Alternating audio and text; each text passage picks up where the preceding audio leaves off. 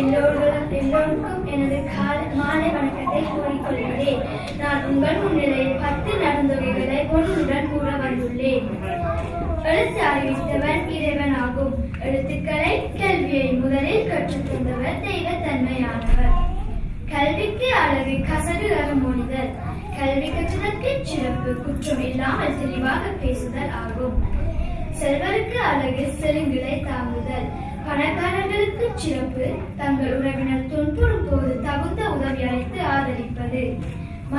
அரசருக்கு சிறப்பு நீதி வழுவாமல் ஆட்சி புரிவது. வைசியருக்கு அழகு வளர்பொருள் ஈட்டல். வியாபாரிக்கு சிறப்பு நீதி வழுவாமல்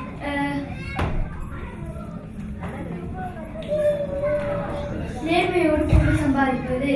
உண்டிக்கு அழகு விருந்தோடு உண்டல். உணவுக்கு சிறப்பு விருந்தாளிகளுடன் அமர்ந்து உண்பது. அறிஞருக்கு சிறப்பு கற்று உணர்ந்து அடங்கல். அறிவாளிகளுக்கு சிறப்பு கற்று அறிந்து அடக்கமாக இருப்பது. வறிஞருக்கு அழகு வறுமையில் செம்மை. தரித்திர நிலைமையில் இருந்த போதிலும் அப்பொழுது நேர்மையோடு இருப்பது சிறப்பாகும். அரைக்கினும் சந்தனம் தன் மனம் மாறாது.